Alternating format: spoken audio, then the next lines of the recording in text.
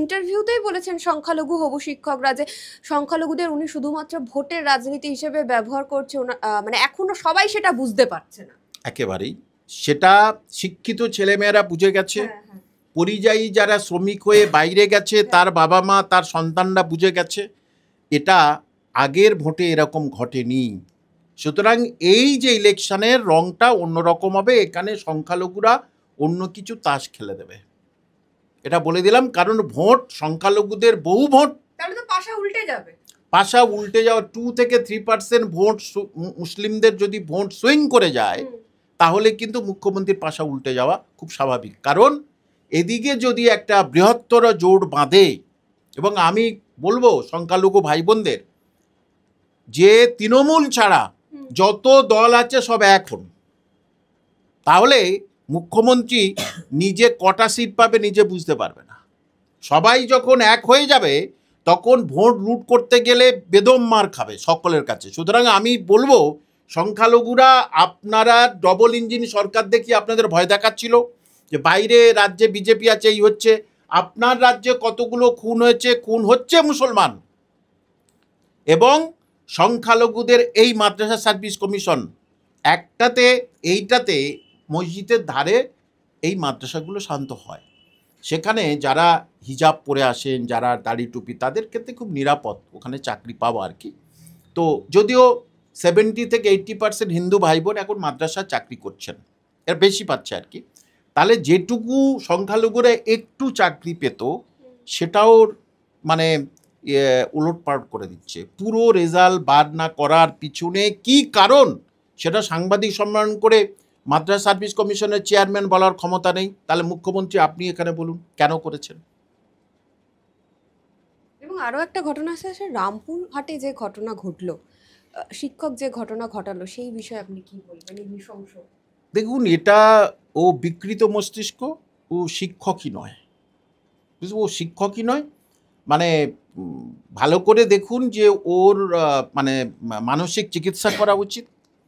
কারণ একটা শিশু তাকে, মানে আমি ভাবি না যে ওই শিক্ষকের কি মহিলার অভাব, সে তো চাকরি করে, তাহলে তার কি একটা বউ জোটেনি? আমি তো বুঝতে পারি না, বিকৃত মস্তিষ্ক বলে এই ঘটনাটা ঘটিয়েছে। এই শিক্ষকের পূর্ণাঙ্গ সাজা দরকার। আবার সাজার কথা আপনি কি বলবেন?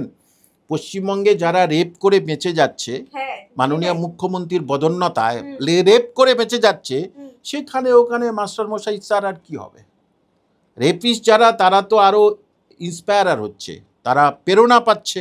সুতরাং ওখানে আর কি হবে? ওখানে আর বলার কিছু নেই। কিন্তু শিক্ষক হিসাবে এটা করা ঠিক হয়নি। মানে স্যার এই রাজ্যে যেটা ঘটছে যে যারা পড়াশোনা করছে তারা শাস্তি পাচ্ছে, যারা ধর্ষণ করছে, খুন করছে, পুলিশকে গালিগালাজ করছে, তারা এই রাজ্যে ভালো আছে, তারাই ভালো আছে। এবং এইটা তৃণমূলের সংস্কৃতি হয়ে দাঁড়িয়েছে যে শিক্ষা দীক্ষা, এই যে একটা হেডমাস্টারকে ধরে মারলো, সে জামিন পেয়ে গেল, জামিন যোগ্য ধারায় তাকে দেয়া হলো।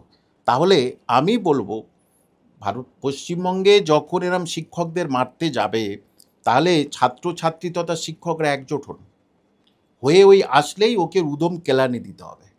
কারণ আইন কেবল ওই কানে দুল লম্বা চুল, কেবল এরাই কেবল হচ্ছে কি আইন হচ্ছে কি হাতে নেবে, এদের জন্য কেবল ছাড়। তাহলে সাধারণ মানুষকেও আইন তুলে নেওয়া ভালো। কারণ নিজে যে প্রোটেকশনের জন্য, নিজে বাঁচবে কি করে? এই কানে দুল লম্বা চুল আর কি, এরাই হচ্ছে রাজত্ব করবে, যাকে হেডমাস্টারকে ধরে মারবে সবাইকে গিয়ে মারবে। এরকম বহুজন আছে যারা রেপ করছে, ধর্ষণ করছে যারা, তাহলে ওরা ছাড় পাবে? কারণ তৃণমূলের কংগ্রেসের কি একেবারে খুব কাছের সন্তানেরা, আর বাদবাকিরা হচ্ছে কি যারা সামান্য কিছু অন্যায় করলো, সামান্য কিছু চুরি করলো, সামান্য কিছু করলো, পকেট মারলো, তাদেরকে ধরে নিয়ে যাচ্ছে। কোন রাজ্যে আমরা বাস করছি বলুন তো? এটা খুবই লজ্জার।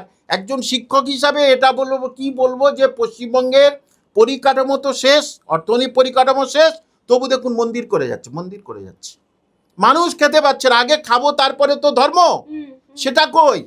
তাহলে মন্দির করেই যাচ্ছে। তাহলে এই পশ্চিমবঙ্গের সাম্প্রদায়িক মুখটাকে মমতা ব্যানার্জি।